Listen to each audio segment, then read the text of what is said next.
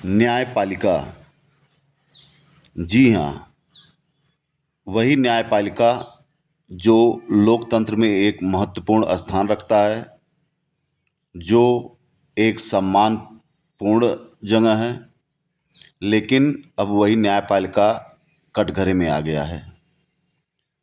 वैसे भी लोग दबे जमान बीच बीच में न्यायपालिका पर उंगली उठाते आए हैं, क्योंकि न्यायपालिका में लोग एक न्याय की उम्मीद से जाते हैं। लेकिन वर्षों वर्ष तारीख पे तारीख के कारण कहीं न कहीं आम जनमानस उससे परेशान रहता है। जो न्यायपालिका की व्यवस्था, न्यायपालिका की न्याय देने का समय, यह सब भी न्यायपालिका पर एक प्रश्न उठाता है।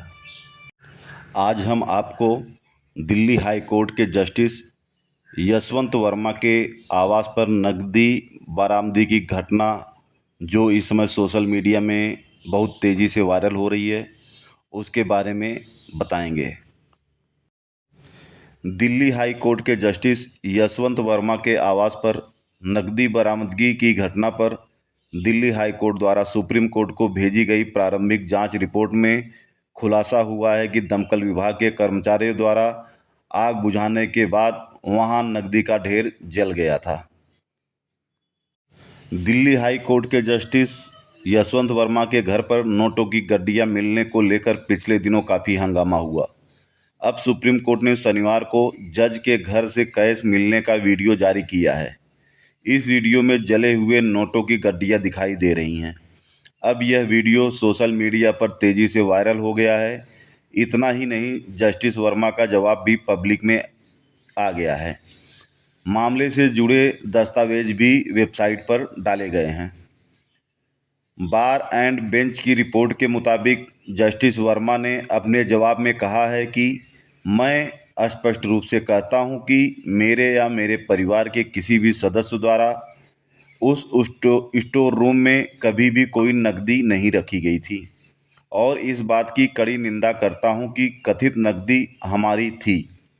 यह विचार या सुझाव कि यह नकदी हमारे द्वारा रखी गई थी पूरी तरह से बेतुका है। यह सुझाव कि कोई व्यक्ति स्टाफ क्वार्टर के पास एक खुले और आम तौर पर इस्तेमाल किए जाने वाले स्टोर रूम में या एक आउट हाउस में नकदी इकट्ठा कर सकता है, यह पूरी तरह से अविश्वसनीय है। यह एक ऐसा कमरा है जो मेरे रहने के क्षेत्र से पूरी तरह से अलग है, और एक चार दीवारी मेरे रहने के क्षेत्र को उस आउट हाउस से अलग करती है। मैं केवल यही चाहता हूं कि मीडिया ने मुझ पर अभियोग लगाने और प्रेस में बदनाम होने से पहले कुछ भी जांच की होती। इस हाई प्रोफाइल घटना के बाद सीजेआई दिल्ली ने हाई कोर्ट के चीफ जस्टिस को फिलहाल जस्टिस यशवंत वर्मा को कोई भी जुडिशियल काम न देने के लिए कहा गया। दिल्ली हाई कोर्ट के मुख्य न्यायाधीश द्वारा पेश की गई रिपोर्ट, जस्टिस यशवंत वर्मा का जवाब और अन्य दस्तावेज सुप्रीम कोर्ट की वेबसाइट पर अपलोड किए जा रहे हैं।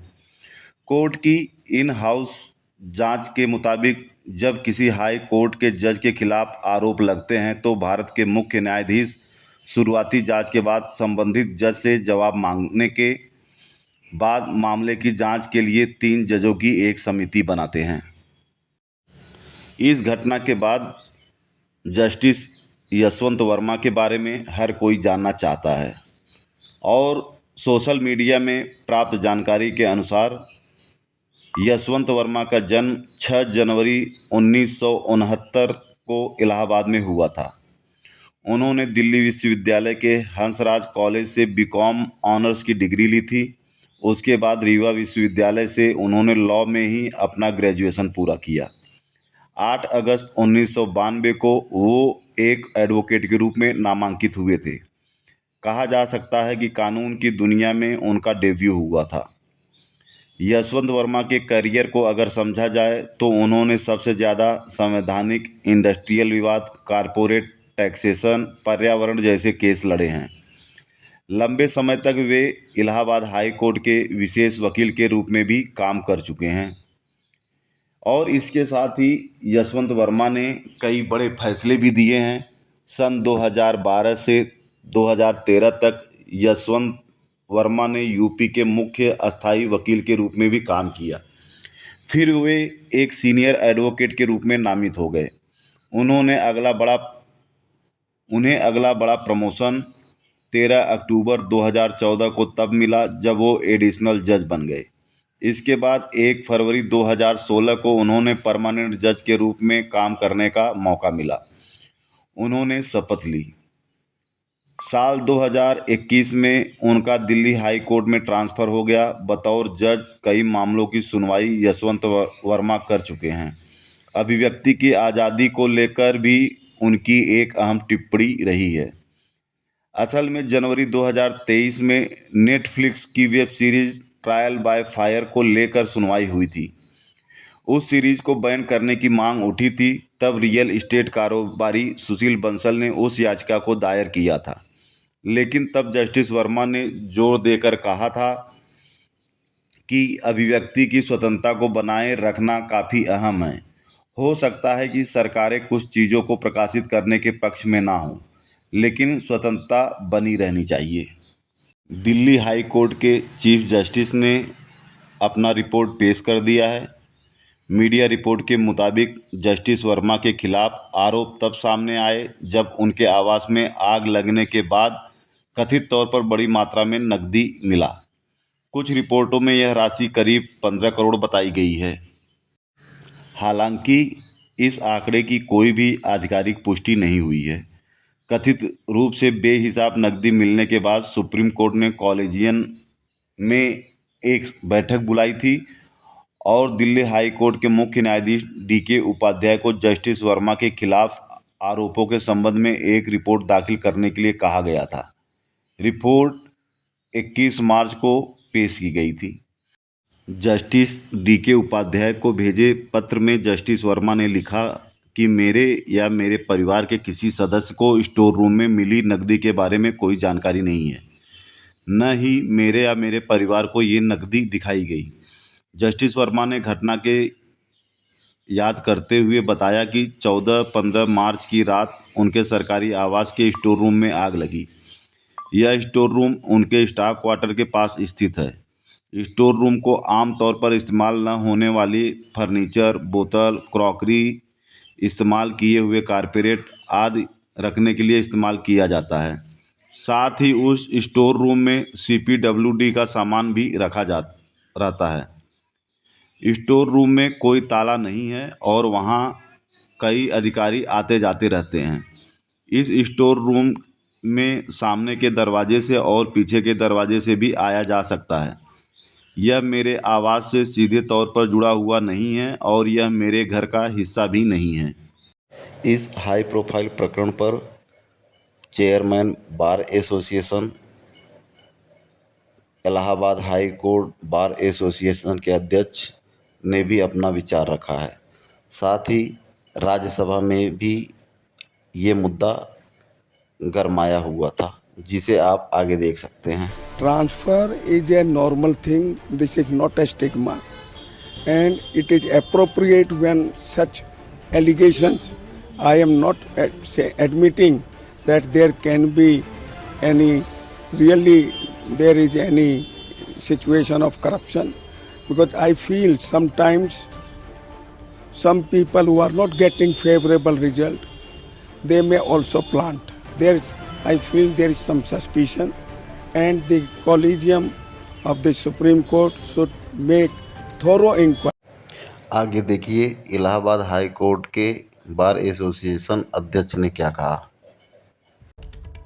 अगर पब्लिक का विश्वास न्यायपालिका से हटेगा तो क्या होगा ये खुद आप अंदाज लगा लीजिए। पूरा देश कोलैप्स करके नीचे चला जाएगा। एक सामान्य कर्मचारी के घर पे 15 लाख रुपया मिलता है तो उसको जेल भेजते हैं।